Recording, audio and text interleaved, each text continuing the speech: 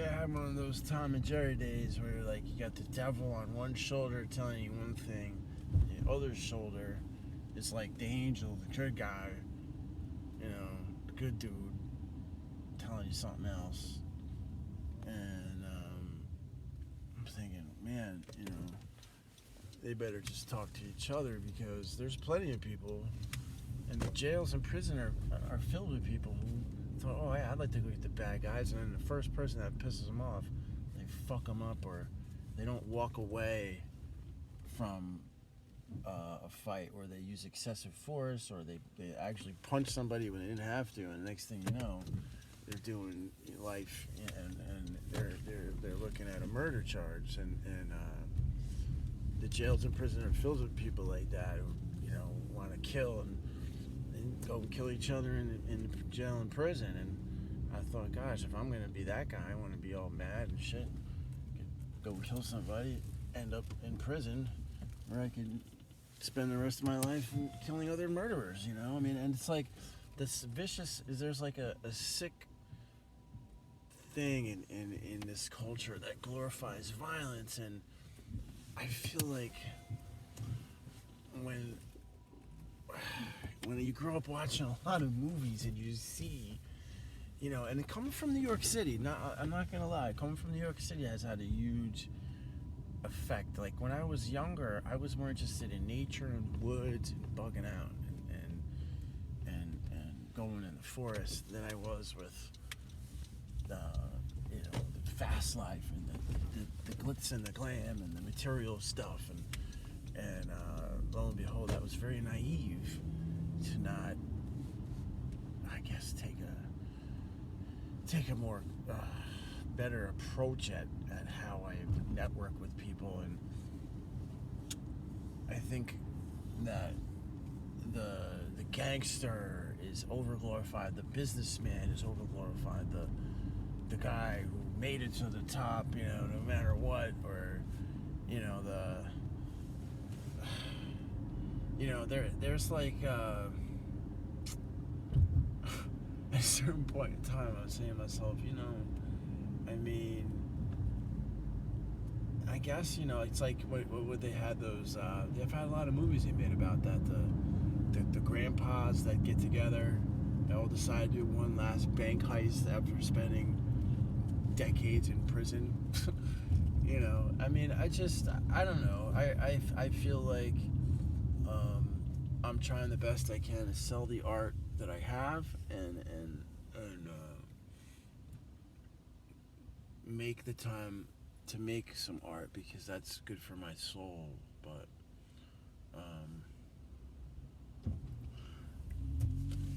we've chased our pleasures here, we've dug our treasures there, right? And been there, done that. As I'm getting older, I don't feel physically, I have more, I guess, I don't know, I had a lot of injuries when I was younger. I was always in an emergency room every 6 months at least, so I don't want to say I have more pain or less pain, but I don't really feel physically older. I'm very shocked that I have some gray hair. That's really bothering me, but I feel older in a sense that I gotta think about shit like how am I gonna afford everything, how is this even sustainable with inflation and the way things are?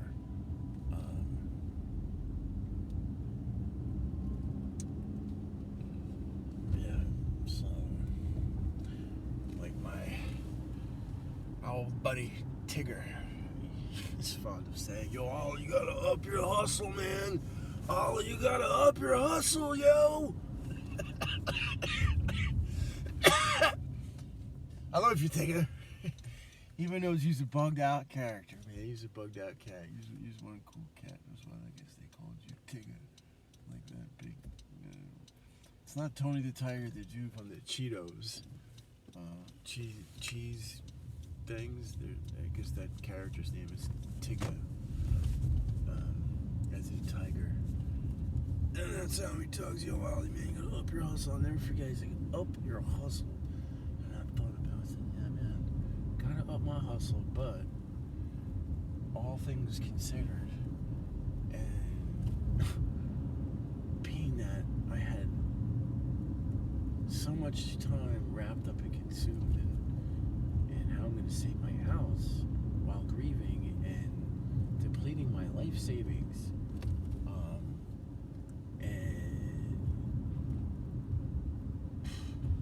I mean the betrayal too. The betrayal by my own brothers, hard to digest, to say the least.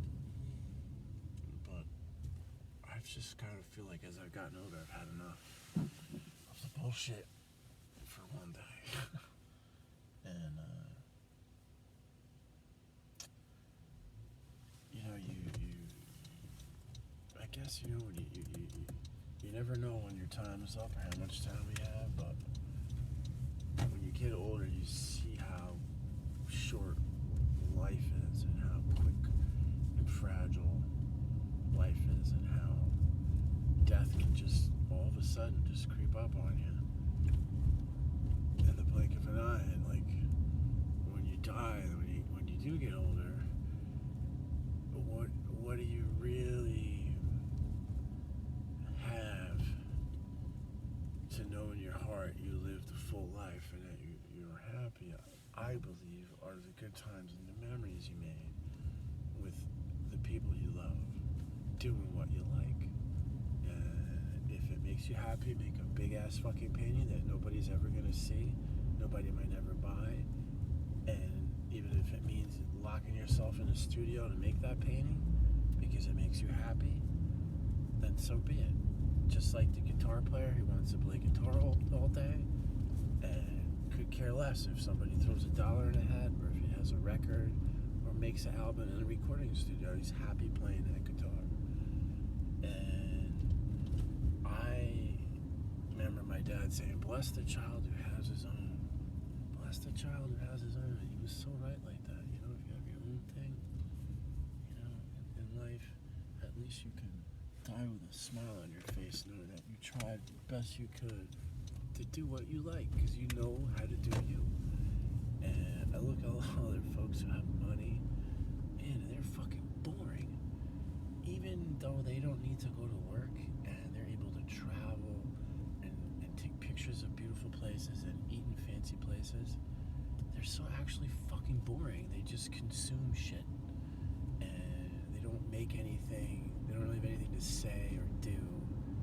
And it's funny looking at a lot of the fame and celebrity of people who got famous for doing absolutely nothing. I mean, hey, power to you, you know? Power to you, you know? I think it's time for me to get my share, because honestly, I think my videos, while they might not be for everybody, I'm sure shit it's more interesting to listen to than half the people out there who just sit there talking blah blah blah blah blah while they're driving. They have nothing better to do on their way home from work, you know, after they listen to the news or have an amazing experience. And I don't like to film people without their permission. I don't like to pressure people into wanting to be filmed. I don't like to put people on the spot, you know, unless they really seem like they want to. And oftentimes I find myself talking about things that were a direct result of a conversation I had with somebody I just met. It was fascinating. It was just astounding.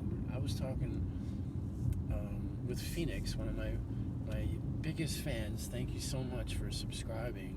About a brain that's been grown. They grew. They with AI. They grew with flesh material, brain tissue, a brain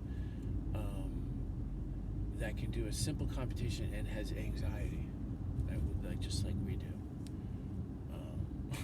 I'm gonna have to look into this a little further, because the AI thing with this whole nanotech and the idea that, well, you know, we're not that far off from really creating life on a molecular, microscopic, cellular level in coding the DNA for cell growth is astounding. I mean, the possibilities are limitless. If you let a computer design something and put it all together, biologically, we could create an organism that's alive that we've never seen before, that may not even require to breathe air or water, as we know, that could fly and never die.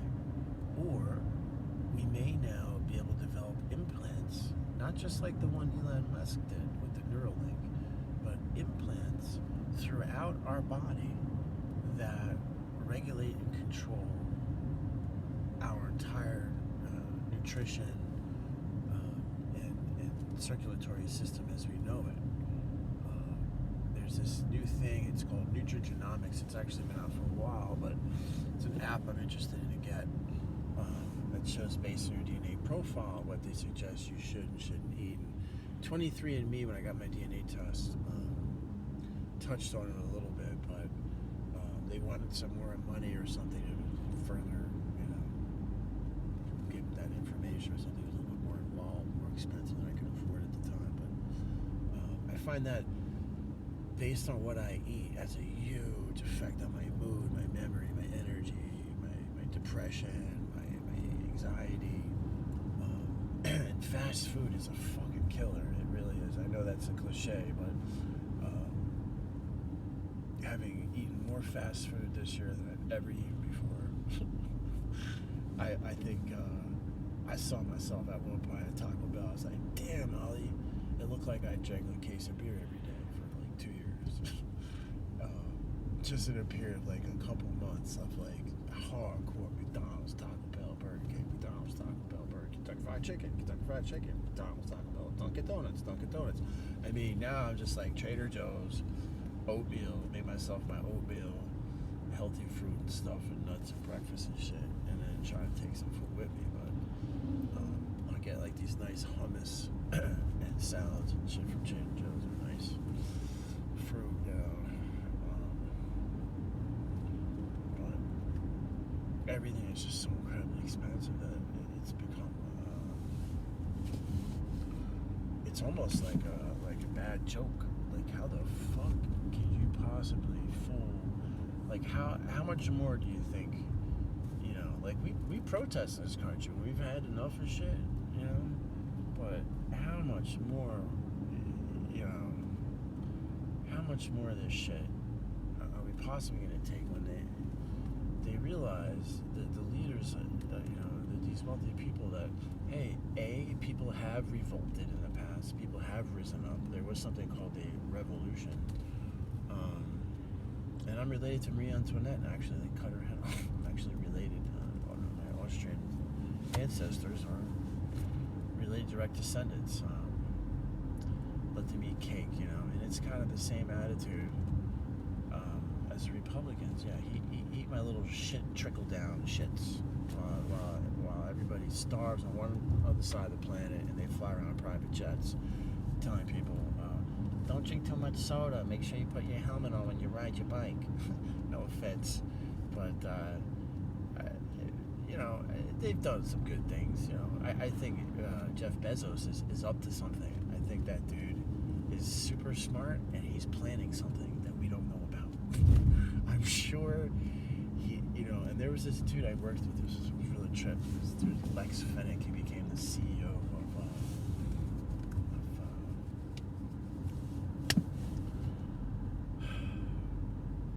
Dow Jones after leaving Bloomberg. I don't think he's with Dow Jones anymore, but I remember he wore these purple suits, and he was like, make sure when you meet people, you smile and shake your hand, introduce yourself. It'll go a long way. It'll help you to network, bridge gaps, and I never forget that. He gave me a couple of pointers about being a successful businessman, And I really admire the dude. He gave some really cool motivational speeches and went to some parties that right out of the Wolf of Wall Street, like right out of that kind of thing, and they were all paid for, by the company, and it was just weird, After a while, you couldn't wait to get out there because the people you work with were there, you had to behave yourself, and shit, you had to see these people next day in the office, that's what I found so surreal. It was like, really, and only like in a Wall Street corporate office. If you other jobs, if there was activity like that after work, it would get back to human resources, which sometimes it did at Bloomberg. Actually, I remember trying to make a sales pitch to Dan Doctoroff, sell my art, and I got this strange look of what, and then a message from human resources. And I have a lot of respect for billionaires, and I do think they are. A lot of them are nice people, bad people, but a lot of them together are what's needed to affect some real change now, because there's an unequal distribution of wealth, and equality is what our country's about. How the fuck do you want people to be happy if they turn on the TV and all they want to do is watch the Kardashians, who have gobs of money, do whatever the fuck they want to do all day, and while they go to work, and then struggle to make their car payment, or their mortgage, their bills, while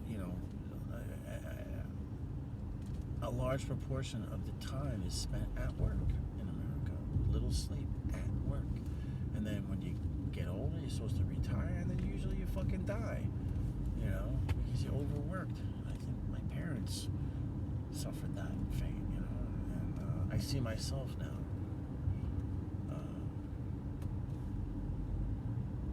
Going through that. Fuck me, man, if nobody wants to buy some art. I know my art ain't the greatest, but I know the stuff my dad made that we made together is pretty awesome. And the art world is so snobby. There's so many snobs, and they're so full of shit. I've all but kind of given up on networking again with the whole Chelsea gallery scene. It's just kind of disgusts me, all that shit. There's a Bruce Museum in Greenwich, the fucking Whitney Museum, the Museum of Modern Art, and it's like, oh, okay. Wow, that painting is in there, but my dad's painting is not in there. Oh, okay, because that person knew so-and-so from Connecticut, and from Palm Beach, from Houston, or whatever the fuck, Los Angeles, whatever the fuck these people in Beverly Hills, have their Gagosian, like mafia, of art dealers, It's so bizarre, the art world. And not only is it a tough nut to crack, it's a humiliating thing for an artist, like such as my father, to have to sit there and mingle with these people and try to answer their questions in a respectful way, when the questions they were asking were so crass and indicative of people who couldn't even grasp what the fuck they were looking at, or let alone really truly appreciate art. They just look at it as a money and an investment. Oh, a little kid could do that, or its net worth was $350 million last quarter. I can't wait till we get that other Picasso and our blue chip collection, back from Christie's. These fucking people. At a certain point, you're just like, hey, really? I don't know, man. I guess, boy, do I have a bit of a chip on my shoulder, I guess, about the wealthy. I maybe watched Robin Hood too many times when I was a kid. I don't know, man. Get rich or die trying, they say, right? Shit.